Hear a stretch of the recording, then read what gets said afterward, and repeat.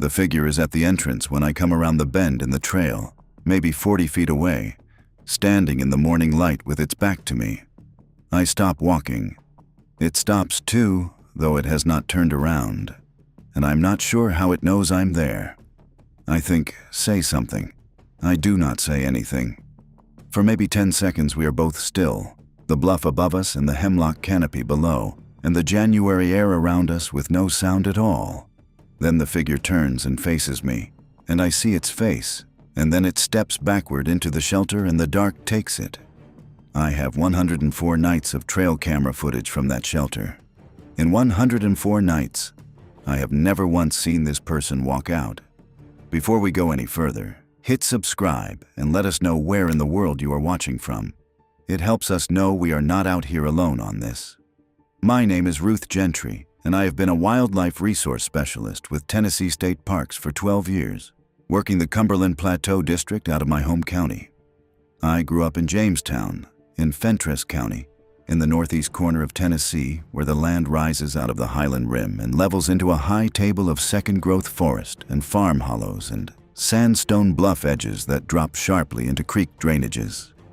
Jamestown is the county seat, a few thousand people, a courthouse square, more church buildings per mile of road than anywhere else I've spent time. I went to Tennessee Tech in Cookeville for a biology degree and came back to the plateau afterward because leaving had never seriously occurred to me as a permanent option. I came into this work sideways, starting as a seasonal technician doing deer exclosure monitoring and working up to the full resource specialist position after the previous superintendent retired 6 years ago. The person I report to now is Craig Whitson, who runs the administrative side of the district with a practical efficiency that keeps the operation moving. Craig trusts my field judgment, and I keep him current on anything that needs his awareness. What I do day to day is wildlife monitoring across a collection of state natural areas and small park units scattered across 4 counties on the plateau. Colditz Cove State Natural Area in Fentress County is the primary unit I manage, along with several smaller parcels in Scott and Morgan counties. I deploy trail cameras, respond to bear conflict calls, compile population data for the TWRA data sharing agreement, assess habitat conditions, and generally keep the district informed about what is happening on the land between the road-accessible areas and the places no one checks regularly. I go into the field 4 days a week on average, and I know most of the terrain in my district well enough to navigate it in the dark without a map. I am not someone who misreads a woods at night or jumps to a conclusion about a camera image before I have worked through every alternative I can construct. I have been looking at trail camera footage since the early years of this job, from cameras I have deployed and from cameras submitted by hunters and property owners who want help reading something they cannot identify. I know the false positives that fog and insects and a blowing branch can generate on a passive infrared sensor. I know the difference between a camera image that needs more data before it means anything, and a camera image that means something I do not want it to mean. The shelter image means something I do not want it to mean. I have been working on that problem for a year. Colditz Cove State Natural Area is 165 acres in the northeast corner of Fentress County, a few miles from the Morgan County line. It is not a park in the developed sense. No visitor center, no picnic tables, no ranger station. It is a designated natural area that Tennessee State Parks manages for resource protection and primitive recreation. The main feature is Northrop Falls, a waterfall on Northrop Creek that drops 40 feet over a sandstone ledge into a hemlock-lined plunge pool at the base of the bluff. The hemlock grove at the base is old growth, which is unusual on the plateau and worth protecting. Eastern hemlock has been under pressure from the hemlock woolly adelgid for 20 years, and the Colditz Cove trees are part of a conservation monitoring effort that my district contributes data to. I visit the site roughly once a month in normal conditions, more often in summer when trail use increases. The bluff line at Colditz Cove runs roughly north to south along the east edge of the natural area.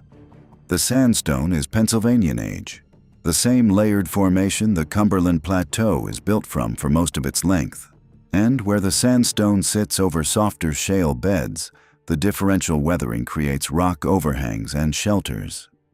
Most of the shelters along this bluff section are shallow, 10 or 15 feet of overhang at most, open enough that they do not hold warmth in winter or stay reliably dry when rain comes in from the west. Most of them show signs of historical use, charcoal fragments and occasional broken pottery that the state archaeologist's office has surveyed and documented over the years. The Cumberland Plateau bluff shelters were used by the people who lived in this country before European settlement and by the early settlers after that, and finding evidence of that use is routine enough that I note it in the resource log and move on. The shelter I've been monitoring is different from the others on that bluff. I found it in my second year on this district, hiking the bluff edge in November to assess erosion on a section of trail that had been rerouted after a tread failure. The trail swings east about half a mile north of the falls, and the bluff face at that point has a deep fracture zone where the sandstone has pulled back along a vertical joint, leaving a chamber that is 8 feet wide at the mouth and narrows to about 4 feet at the rear. It penetrates the bluff face for close to 40 feet. The ceiling averages 9 to 10 feet in the front section and drops in the back. In a heavy rain, the rear 20 feet stay completely dry because the overhang extends far enough to shed the weather. In a cold snap, the ambient temperature in the rear section holds several degrees warmer than the outside air because the rock mass moderates thermal exchange. I noted it in my district resource log with a brief description and made a point to check it again in spring for bat roost activity. It did not appear in my work again for several years. That changed in the summer of 2022 when the TWRA Bear Program Coordinator for the Cumberland Plateau contacted me about potential denning habitat on state-managed land in northern Fentress County. Tennessee's black bear population has its primary range in the mountains of Sevier and Blount counties, in and around Great Smoky Mountains National Park, but the bears have been pushing north and west along the ridge systems for 2 decades. TWRA had documented confirmed sightings in Morgan and Scott counties through the late 2010s, and by 2020 there were credible camera captures in northern Fentress County. The regional coordinator wanted monitoring cameras at high-probability denning sites on state land to establish baseline data for an expanding corridor population. Bears on the western plateau do not have the cave options available in the limestone karst country to the south. They use rock shelters, hollow deadfalls, and dense brush on sheltered slopes. The Colditz Cove shelter was the obvious candidate because of the thermal retention, the depth of the dry interior, and the low human traffic at that section of the bluff. I put the first camera at the shelter entrance in the 3rd week of September 2022. The camera was a Browning Dark Ops HD Pro, a no-glow infrared unit that emits at 940 nanometers outside the range of normal human night vision, which matters for bear work because bears detect the standard infrared flash and will avoid a camera they have learned to associate with the visible red glow.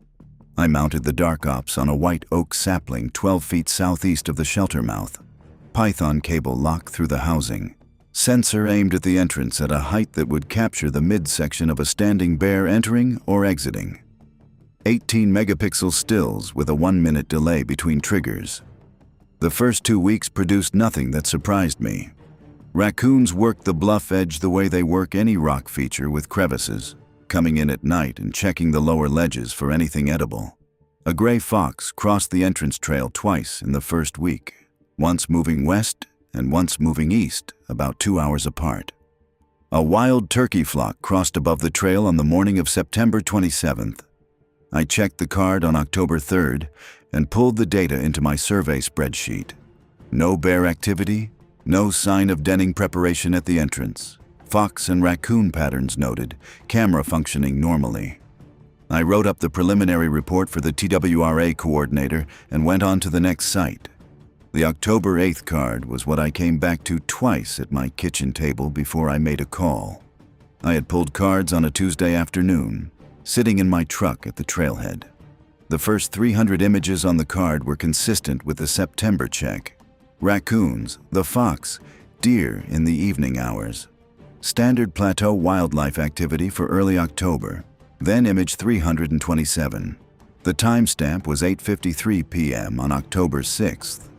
The shelter entrance was in full frame. A figure was walking in. I set the laptop on the seat beside me and looked at that image for probably 2 minutes without moving. Then I went through what I saw in the order I noticed it, which is the way I have been trained to read a camera image in the field. Start with what is objectively visible before you allow yourself to interpret. The figure was adult height, 5'10" to 6 feet by my estimate, using the shelter entrance ceiling as a reference point. I know the ceiling height at the mouth is 9 feet 2 inches because I measured it when I first documented the site and entered it in the resource log. The figure's head cleared the ceiling by roughly 3 feet, which puts the crown at approximately 6 feet above the ground. Adult male in the normal range. The figure was walking upright, moving at what appeared to be a comfortable walking pace, already half a step into the entrance when the camera fired. Both arms at the sides, no pack visible on the back, no equipment or gear I could identify. Dark clothing throughout, solid color without visible pattern, a jacket or heavy shirt, pants, what looked like boots or work shoes. The image was sharp at 12 feet of camera range. The sensor had fired cleanly and the illuminator had lit the entrance with enough coverage to read the figure's posture and gait without ambiguity. My first read was uncomplicated. Someone was using the shelter as an overnight stop. Backpackers and long-distance trail walkers occasionally use rock shelters on the plateau as primitive campsites when they are moving through on the Cumberland Trail corridor or cutting cross-country through the natural areas. It is not authorized use on the Colditz Cove parcel, but it happens with enough frequency that I know the profile. A person hiking late, looking for a dry shelter before dark, finding one and bedding down. The shelter would be an appealing stop for someone who knew it was there, dry, protected, out of sight of the trail. I made a note to post a resource protection notice on my next site visit and kept scrolling through the card. I pulled the card again on October 18th and found 2 more entries in the same pattern. October 12th at 9:16 p.m., the figure walking into the shelter. October 15th at 8:47 p.m., the figure walking in again. Same dark clothing in both images, same upright posture, same pace. I scrolled forward from each entry through the overnight images to the following morning, looking for an exit. On October 12th, the camera triggered at 6:44 a.m. on a doe crossing the trail north of the entrance. The figure was not in that image, and was not in any of the 112 images captured between 9:16 p.m. and 6:44 a.m. I ran the same check on October 15th. 87 images in the overnight window, none of them the figure. I went back to October 6th and checked what I had skipped the first time through. The camera had captured 94 images between 8:53 p.m. and 6 a.m. on October 7th. Deer, a raccoon pair, the fox. The figure was not in any frame after the entry image. I drove to the Colditz Cove trailhead the next morning and hiked to the shelter. No fire ash at the mouth, no disturbed leaf debris, no food waste. I walked into the back section, crouching in the lower portion, and examined the floor. Dry sandstone and compacted leaf material going back to the rear wall. The rear wall was solid sandstone. No passage, no crack wider than a finger width. The ceiling crack where the vertical joint had separated the sandstone was 4 or 5 inches at the widest point, not passage-sized. 40 feet of dead-end cavity in the bluff face, which is what I had always understood it to be. The shelter had one opening. I went back to my truck and called Gary Shipman, the TWRA wildlife officer for Fentress County. Gary patrols hunting and fishing compliance in the county and knows the north end of the plateau as well as anyone in a professional capacity. I described what I had on the camera, a repeat visitor to the shelter, appearing at least 3 times in the same 2-hour evening window, not captured on exit. He asked whether I thought it was a squatter situation. I said I was not sure yet, but it had the regularity of intentional use, rather than one-time opportunistic sheltering. He suggested coordinating with my district superintendent about a trespass posting and said if it continued, he could come look at the site with me in an official capacity. I talked to Craig Whitson at the end of October. Craig listened and gave me the answer I expected from him, which was sensible and pragmatic and probably right. Post the notice document the dates in the resource log, send him a summary if it was still happening at the end of November. He thought it was likely a hunter or a hiker who had found the shelter and was using it irregularly and would stop when the weather got serious. He told me to add a second camera if I thought the data warranted it and to let him know what came of it. I added a covert MP8 black flash at the start of November. The black flash uses an 850 nanometer illuminator rather than the 940 nanometers deep no glow of the Browning.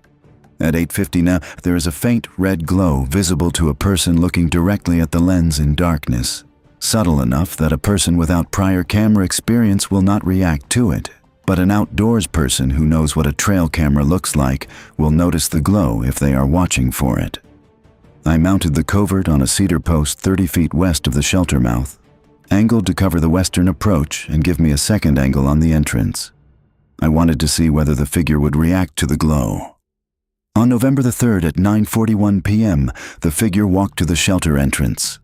The Browning Dark Ops caught it from the southeast at 12 feet of range. The covert MP8 caught it from the west at 30 feet, the burst mode firing 3 frames as the figure moved from open ground toward the entrance. In the first covert frame, the figure was at the left edge of the field of view, moving toward the bluff. In the second frame, it was at the shelter mouth. In the third frame, it had stepped inside. There was no head turn toward the covert in any frame. No hesitation, no change in pace, no acknowledgement of the camera. The figure walked into the shelter at the same measured pace it had walked in on October 6th, 12th, and 15th, and neither the Browning's 940 nanometer deep no glow nor the covert's faintly visible 850 nanometer illuminator produced any visible response. I have been reading trail camera images for 12 years. Bears that encounter standard infrared cameras will often pause and investigate, sometimes batting the unit off its mount. Deer freeze and assess. Even raccoons, which will approach a camera directly out of curiosity, break stride when the sensor fires near them. A person who is outdoors regularly and knows what a trail camera is will typically glance at the glow or shift their head in the direction of the lens. The figure in 4 separate entries had not paused, not glanced, not slowed down or changed its line of travel in response to either camera. It walked in with the cadence of someone crossing a room they have crossed 1,000 times, moving at a pace that did not vary and in a line that did not adjust. That was the detail I kept returning to during the first week of November, not the exit question, which I still did not have an answer for, but the pace. The consistent, unhurried, unresponsive pace of something that knew where it was going and was not concerned about what was watching it get there. The November pattern continued. The figure walked in on the 7th, 11th, 15th, 18th, and 22nd.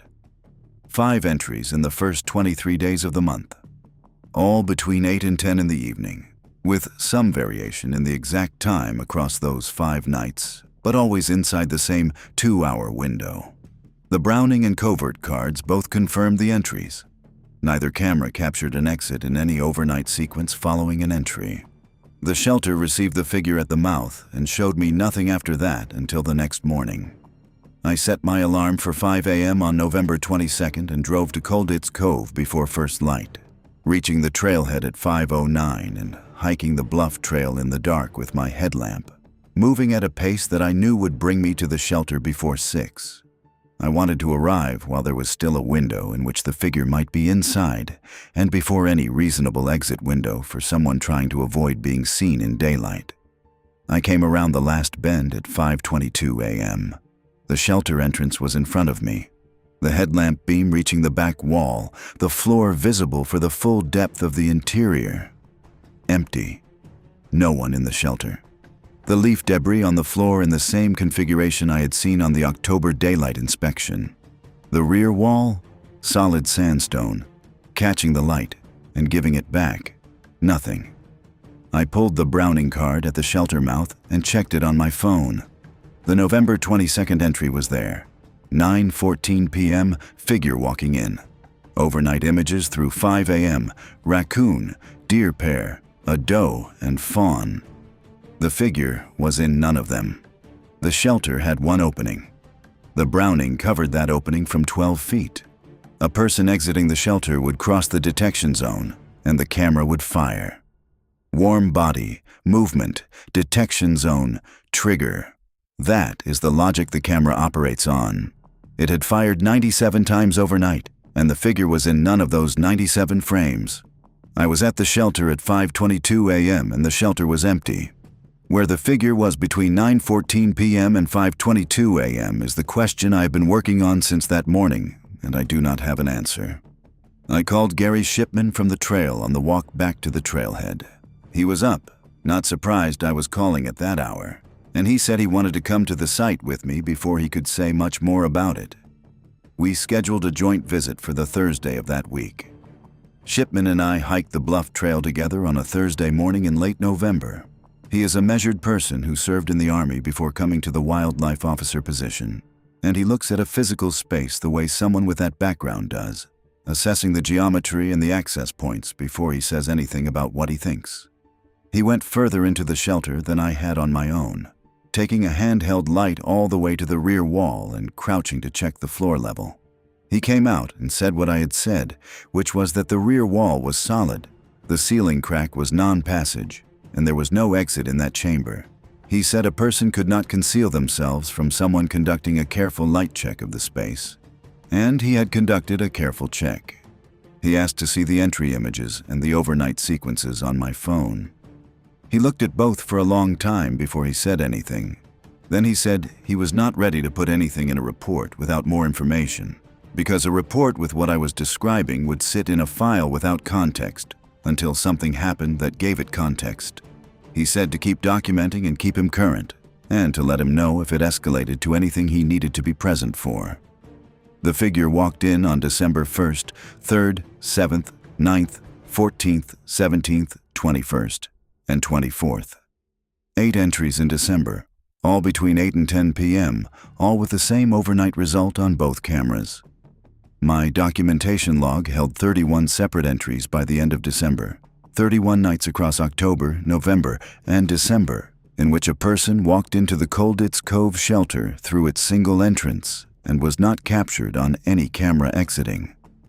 I went to the shelter on the morning of December 15th and found something I had not found on the October or November inspections.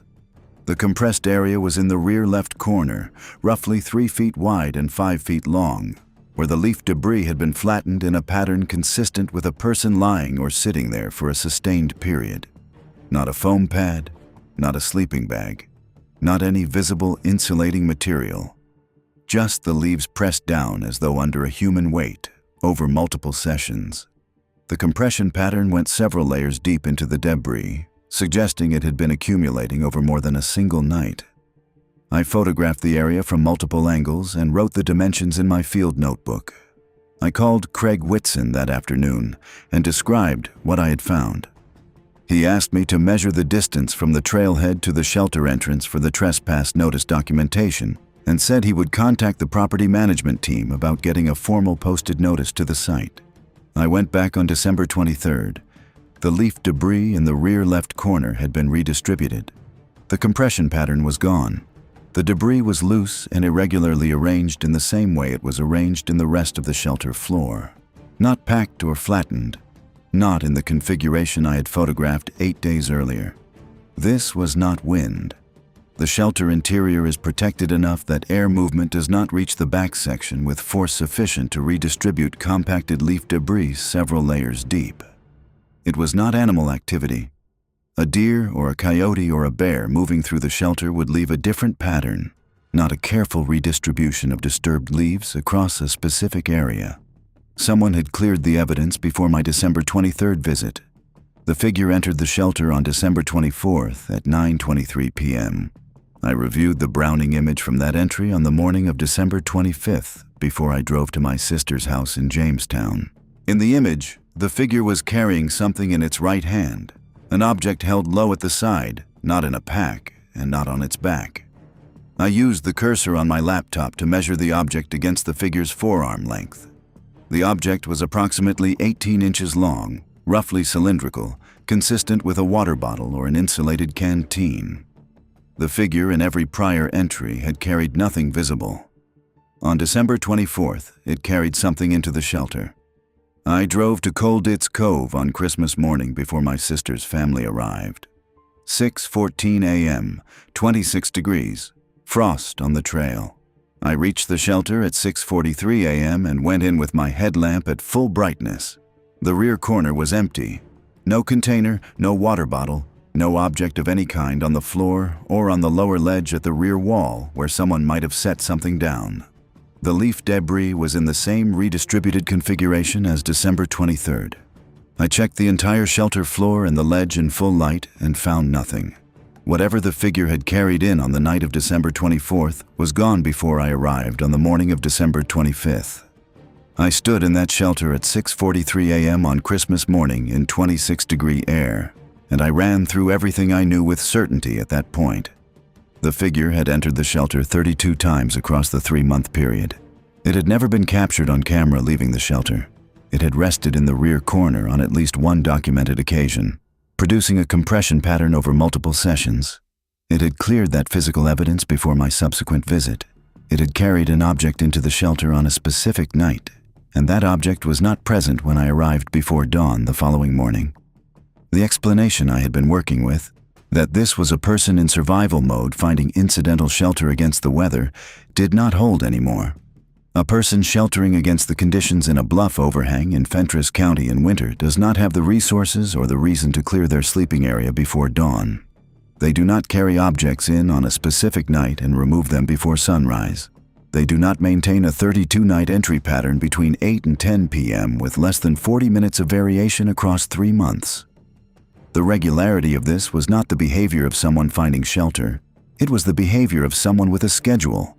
Whoever was entering that shelter knew I was monitoring it. They had to. The clearing of the compressed leaves happened between my documented visit on December 15th and my visit on December 23rd. My visits to the shelter were not random. I followed a predictable pattern based on the camera card intervals and the trip schedule I had established in September. A person watching the site would be able to map my schedule within a few weeks of sustained observation. I ordered a Ridgetech Lookout cellular trail camera on December 26th. The Lookout transmits images via LTE to a cloud server and sends push notifications to my phone within 2 minutes of capture. I configured it to alert between 7 p.m. and 6 a.m. only and suppressed daytime detections. AT&T LTE coverage at the Colditz Cove bluff runs at 2 bars from the Jamestown Tower, sufficient for image transmission. The extended battery pack runs about 90 days in plateau winter conditions. I mounted the Ridgetech on the white oak beside the Browning Dark Ops on January 3rd. A second camera at the same angle, one card-based and one cellular. I was not planning to intervene in real time. I was planning to know, at the moment an entry happened, that it was happening. The difference between learning on the morning review what occurred at 9 p.m. the previous night and knowing at 9 p.m. that it was occurring in front of a running camera was something I wanted to understand before I decided what to do next. The notification came in at 10:47 p.m. on a Wednesday, 6 nights later. I was at my kitchen table, had been awake for an hour reading without any stated intention of staying up for this, but awake nonetheless. The phone buzzed. I looked at the preview image in the notification banner before I unlocked the screen. The preview showed the shelter entrance at 10:47 p.m. The figure was in the frame, right foot across the threshold, left foot still outside, mid-stride into the interior. I opened the full image. The figure walked in at the same pace it had used in every prior entry. I opened the Ridgetech app and set it to refresh the live notification feed. The sensor would fire again if anything moved through the entrance. I sat at the kitchen table with the phone on the table, and the app open, and I waited.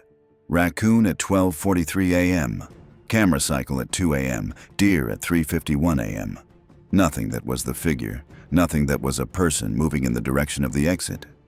I sat in my kitchen in Jamestown until the clock on the microwave said 4:47 a.m., and then I put the phone face down on the table, and I sat there for a while before I went to bed. Nobody had walked out. It was the 41st time I had documented that. 41 nights across, 4 months, 1 entrance, no exits, no explanation that could survive the basic physical logic of a dead-end shelter with a camera on its opening. I had checked the shelter in person before dawn on 2 separate occasions and found it empty both times, which meant the exits if they were happening in a window I had not yet been present to observe, or they were happening in a manner the camera was not catching, or they were not happening in the way I understood departure from a confined space to work. I thought about the cleared leaves in December, the object carried in on December 24th and gone before dawn on December 25th, the pace that never changed and the face that never turned toward a camera, and the 2-hour evening entry window maintained across 100 days with less variance than a person's typical daily schedule carries across a single week. Then I picked up my phone and called Warren Pitts. Warren Pitts has been a member of the Tennessee Cave Survey since 1994, and he lives in Jamestown, which is how I came to know him. The Tennessee Cave Survey is a volunteer organization affiliated with the National Speleological Society that documents cave systems across the state and maintains a statewide database of documented sites. Warren manages a body shop on the south end of town and spends most of his weekends in the field during the spring and fall, when the cave temperatures on the plateau are most favorable for survey work. I had crossed paths with him twice before in a professional capacity, both times when he was accessing state land to document a site he was adding to the TCS catalog, and I had his number in my contacts for the standard coordination call before a field entry. I called him at 7 a.m. on January 7th. I explained what I had been finding at the Colditz Cove shelter since September and what I needed from him specifically: a proper speleological survey of the interior, carried out with the measurement tools and the methodical coverage that I could not do alone with a headlamp and a measuring tape. I told him the shelter had always presented as a dead-end bluff overhang, and that I wanted that confirmed by someone who knew what a passage entrance looked like and would not miss one if it was there. Warren was quiet for a moment, and then he said he wanted to come look at it that same weekend. We hiked in on a Saturday morning in the second week of January. Warren came with a helmet-mounted LED array, a handheld backup light, a fiberglass tape reel, a compass, and a notebook he keeps in a waterproof case on a lanyard. He took measurements from the entrance back in 2-foot intervals, calling out the readings while I wrote them in my own notebook. The shelter was 47 feet from the mouth to the rear wall, slightly deeper than my original estimate of 40. The ceiling height ranged from 9 feet 2 inches at the entrance to 4 feet 8 inches at the lowest point in the rear section, above which the rock pinched down. The width went from 8 feet at the entrance to 3 feet 11 inches at the widest point of the rear section. Warren went over every inch of the rear wall with his helmet light at close range, moving the beam across the sandstone surface in overlapping passes from floor to ceiling. He checked the floor line where the wall met the ground, running his hand along the junction and pressing on any section where the sediment had a different texture or where the sediment depth suggested a void beneath. He crouched into the lowest area of the rear section, the portion where the ceiling drops to 4 feet 8 inches, and spent additional time on the back corners where accumulated debris might conceal a lateral opening. He checked the ceiling crack above the lower rear section, shining his backup light into it at several angles and holding the light at close range where the crack was widest. He came back to the entrance and stood there for a moment before he said anything. The shelter was a dead end. No lateral passages at floor level. No continuation of the ceiling crack beyond the first 18 inches of depth. No hidden opening obscured by debris or shadow. He said he had surveyed shelters on this section of the plateau that had secondary passages not apparent to a casual inspection, and that it was not always obvious from a walk-in check that a side chamber or crawl passage existed. He had found passages behind debris piles and behind false walls of breakdown rock in similar sandstone shelters in Morgan and Fentress counties over the years. He said this shelter had none of those features. The rear wall was continuous sandstone with no fracture separation of passage size anywhere in its surface. He told me the roof fracture above the rear section had probably opened at some geological point to a deeper extension, but the upper sandstone layers had collapsed into the gap at some point in the geological past, and there was nothing accessible above the crack now.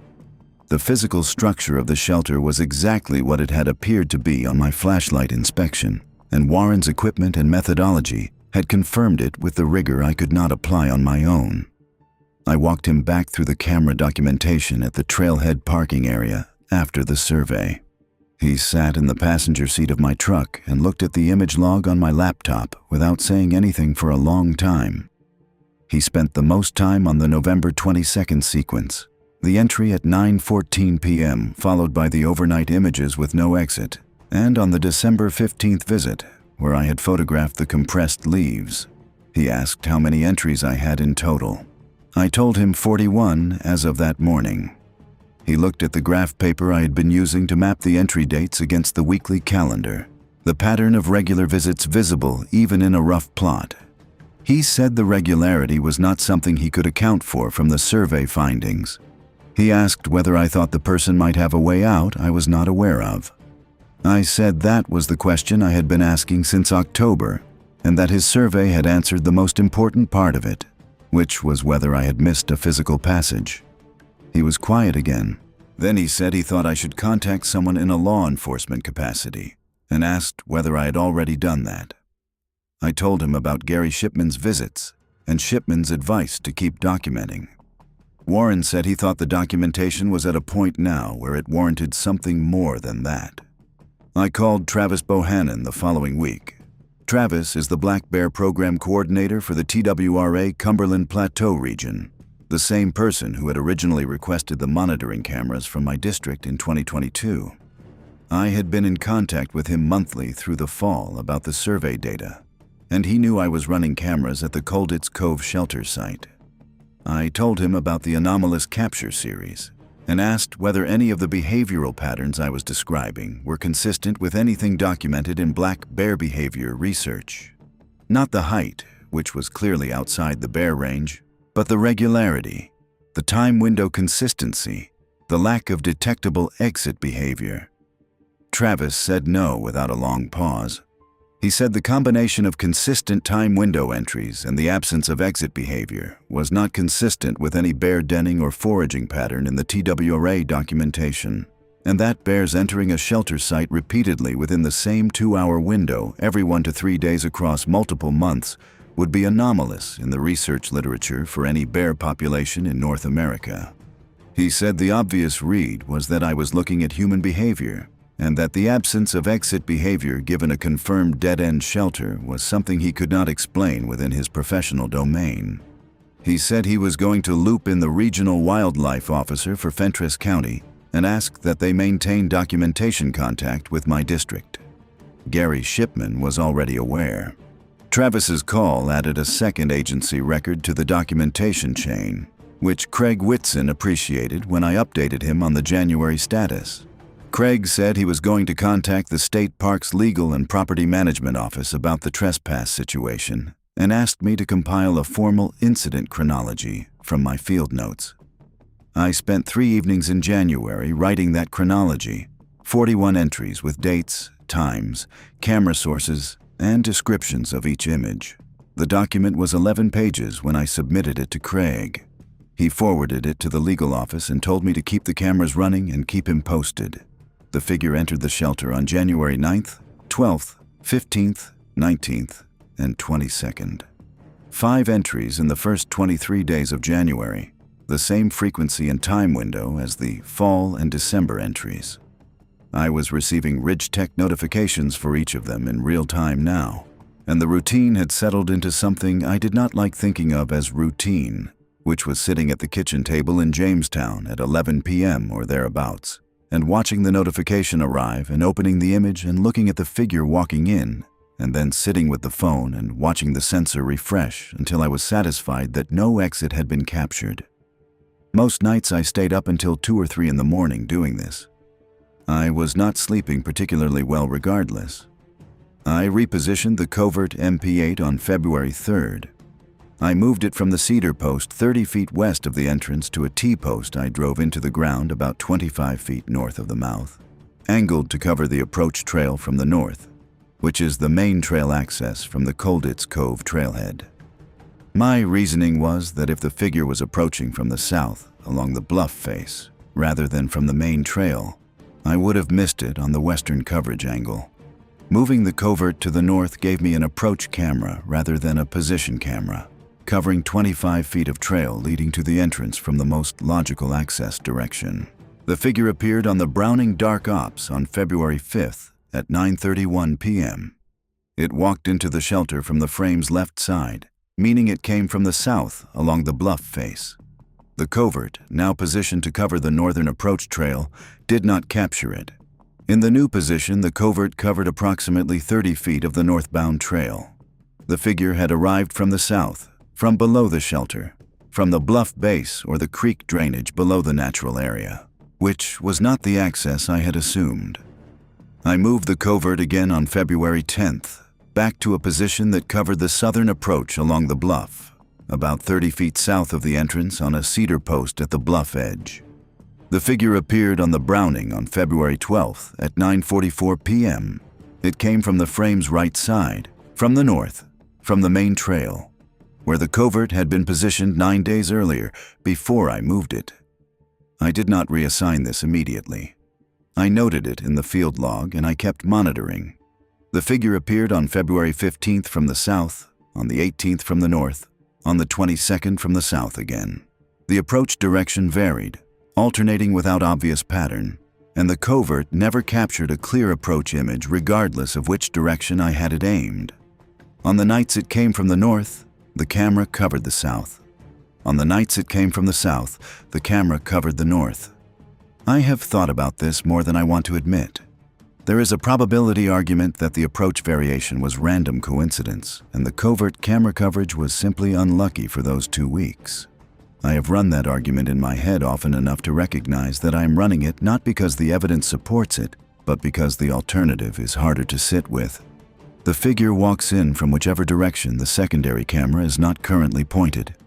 In 41 entries, the covert has never captured a clean approach image. The Browning, fixed at the entrance, captures every entry. The covert, repositionable and repositioned twice, captures none. In late January, before I moved the covert the first time, I went to the shelter in the morning with the intention of finding the figure there rather than avoiding the encounter. Not in the dark, when I would be at a disadvantage in a space I did not know well and could not see clearly without a light. In daylight, on a clear morning, on a trail I knew and at a shelter I had been to dozens of times, I wanted to see the person. I had told Gary Shipman I was planning this, and he had said to call him when I was leaving the trailhead so he knew where I was. I called him at 8:15 a.m. from the parking area and hiked in. The morning was clear and cold, around 30 degrees, with the hemlock canopy below the bluff holding the frost late into the morning in the shade. I came along the bluff trail from the north at a normal walking pace, not trying to be quiet, not announcing myself either. Around the bend in the trail where it swings close to the bluff face before opening up to the shelter approach. The figure was at the entrance when I came around that bend, 40 feet away, roughly, standing with its back to me, facing into the shelter interior. Dark jacket, the same coloring visible in every camera image. Work pants, boots with a lug sole, the heavy tread visible from where I stopped on the trail. I stopped. The figure did not turn immediately, but it stopped. There had been no sound I was aware of to tell it I was there, nothing I had done differently from my normal walking pace, but it stopped and held still. The hemlock canopy blocked the wind, and the morning air in that section of the trail was completely quiet. The two of us on that trail with the bluff above and the creek drainage below and no other sound. I thought, say something. Name yourself. You are a state employee on state land, and this is your district, and you have a right to know who this is. I did not say anything. I have thought about this since then, why I did not speak when I had planned for weeks to find this person and speak to them. What I remember is that standing 40 feet from the figure on that trail in that silence was different from everything I had been telling myself about what the encounter would be, and the difference took me a moment to process. The figure turned. It did not turn the way you turn when you hear something. It turned the way you turn when you have decided to turn. Unhurried and deliberate, pivoting on its feet to face me fully, and for the first time since September, I was looking at this person from the front rather than from behind or from the camera's angle. The face was a man's face. Middle age, somewhere between 45 and 55, angular through the jaw and the cheekbones, the face of someone who had spent a long time in outdoor conditions, weathered around the eyes and across the bridge of the nose in the specific way that accumulates from years of sun and wind. He was clean-shaven. His hair was dark and cut short, not the hair of someone who had been living without access to basic grooming for months. The jacket he wore was dark green or navy, intact and without obvious damage, the same solid color visible in every camera image. He did not look malnourished. He did not look injured. He did not look like someone in the acute distress that you associate with a person who has been living exposed to plateau weather in January. He looked like a man who was standing in a place he had chosen to stand. The eyes were dark and looking at me directly and without the disorientation or the guilt that you would expect from a person discovered somewhere they should not be. Not startled, not calculating an exit or reaching for an explanation. The eyes of someone who had been aware of where they were and what they were doing before I came around the bend, and who had turned to face me because they had decided to, not because the situation required it. Just looking, in the way a person looks when they are taking measure of something calmly. I said, "Who are you?" He did not answer. He took one step backward, then another, and the shelter entrance took him, and the dark behind him took him, and he was gone. I stood on that trail for a while. I did not follow him into the shelter. I have thought about this decision since then also. I am not a law enforcement officer, and I did not have a weapon, and I did not have a working light beyond my phone, and I did not know whether the man in that shelter was in a state of mind that made a lone woman following him into a dark, confined space a reasonable thing to do. I called Gary Shipman from the trail and described what I had seen. He said he was on his way. What I kept coming back to on the walk back to the trailhead was the eyes. Not that they were threatening or wrong in any way I could point to. The eyes of a person who was looking at me and understanding the situation without reacting to it the way the situation seemed to call for. Calm in a way that did not read as mental illness.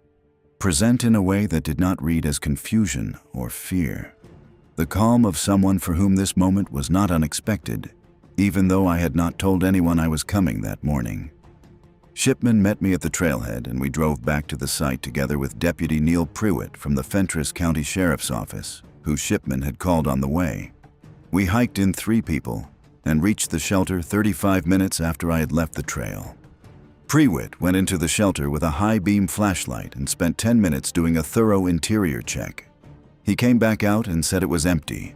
No person, no gear, no indication that the rear section had been recently occupied. He checked the surrounding trail in both directions from the entrance for 50 yards and found nothing he could identify as fresh sign.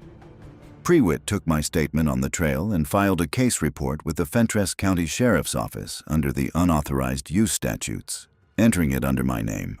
Ruth Gentry, Resource Specialist, Tennessee State Parks. He said the case would be assigned to the investigations unit and that he would follow up if there were developments. He asked about the camera documentation and I told him about the image log I had compiled for Craig Whitson. He asked for a copy. I said I would send it through the district office. That was on a Tuesday morning. On Tuesday night at 9:58 p.m., the Ridge Tech notification came in. I looked at the image before I had fully registered that I was looking at it. The figure walked into the shelter at 9:58 p.m. in the same dark jacket and the same measured pace as every prior entry. The person I had stood 40 feet from at 8:45 in the morning was at the shelter entrance at 9:58 the same night. I sat with that for a long time at the kitchen table. In the second week of February, I found the old card while reorganizing my equipment case. It was a standard 32-gigabyte card in a small plastic case, labeled in my handwriting with the date and location, BLFN Fall 21, meaning Bluff North, Fall 2021. I had deployed a spare Browning Dark Ops at the upper section of the Bluff Trail in October of 2021, about a quarter-mile north of the shelter, as a preliminary location camera for the TWRA Bear Program feasibility assessment before any monitoring was formally approved. I had pulled that camera in early 2022 when the formal program started and had placed the cameras at the confirmed survey sites. The card from the preliminary unit had ended up in the equipment case, and I had never read it. I loaded the card into my laptop at the kitchen table on a February evening. The fall 2021 card had captured 3 months of bluff trail activity from October through December of that year. Deer, turkeys, raccoons, a coyote, the usual plateau trail traffic. I scrolled through from October 1st. On November 4th, 2021, at 9:21 p.m., the figure crossed the upper bluff trail in the camera's field of view, moving south, moving toward the shelter. I went through the rest of the card. The figure appeared on the upper trail section on November 9th, 12th, 17th, 21st. 5 entries in November, all between 8 and 10 p.m., all moving south along the bluff toward the shelter location a quarter mile away. In December, the figure appeared on the 3rd, 8th, 14th, 19th, and 26th. Same pattern, same direction. I had not deployed the shelter camera until September 2022. The figure had been using the trail to reach that shelter as early as November 2021, a year before I placed any monitoring equipment at the shelter entrance. Whatever this person's schedule on that bluff was, it predated my awareness of the shelter as a site of interest by at least 12 months. The figure was walking that trail before I had any reason to watch it. I called Travis Bohannon the next morning. I described the card find and went through the dates, the 5 November entries and the 5 December entries, all between 8 and 10 p.m., all moving south along the bluff trail toward the shelter. He was quiet for a long time after I finished. Then he asked whether the camera position at the upper bluff trail had been deployed specifically because of bear activity at that location. I said it was a general feasibility placement for the bear program assessment, not tied to any specific sighting, which meant the figure's presence on the trail was not related to bear sign and was not a researcher or a permit holder following up on wildlife data. He asked how far the trail camera location was from the shelter entrance, and I told him approximately a quarter mile. He said the behavioral consistency over a 14-month documented period, given the regularity of the entries I had on the shelter camera, was not something he had a framework for in the context of wildlife behavior or of human behavior as documented in the research literature he was familiar with. A person making the same trip on the same schedule for more than a year, to the same destination, departing before dawn or not appearing to depart at all, was outside what he could address within his professional domain. He said he was going to send an email to the TWRA regional director describing the case file as he understood it and recommend that the matter be escalated beyond what TWRA could appropriately respond to. Craig Whitson submitted a formal referral to the Tennessee Bureau of Investigation in early March. The referral described the documented entries, the cave survey results, the January encounter, and the FCSO case report, and the discovery of the 2021 footage establishing a pattern that predated the monitoring program by at least 12 months. The TBI acknowledged the referral and assigned a case number. An agent contacted me by phone in mid-March, asked a detailed set of questions about the documentation, and requested the complete image log and the compiled incident chronology. I sent both. The TBI case is open. Ruth Gentry is listed as the reporting party and primary contact. The case agent has been in contact with me twice since March, once to acknowledge receipt of the documentation and once to confirm that the individual in the footage had not been identified as of that contact date. No match in any database they had checked. The encounter description, the images, the footwear pattern that Prewitt's deputy had found after a second visit to the shelter in late February. Nothing had produced an identification. The case remains open and unresolved. The figure appeared on the cameras 104 times between October 6th of 2022 and the date I put together this account. In the most recent period, from March through the present, the entries have averaged 3 to 4 per week. The time window has shifted slightly later into the evening. Most entries now between 9 p.m. and 11 p.m. rather than the 8 to 10 window that held through the fall and winter. The shelter visits are consistent enough now that I have a rough expectation of which nights they will occur based on the pattern in the preceding week. I am still running all 3 cameras. The Ridgetech still sends me notifications I look at before I am fully awake, and then put the phone face down on the table. I have not returned to the shelter alone during daylight since the January encounter, and I have not returned with another person since Prewitt's February visit found it empty. Gary Shipman has offered to accompany me on another site inspection when the TWA and TBI determine what they want that to accomplish. We are waiting on that determination.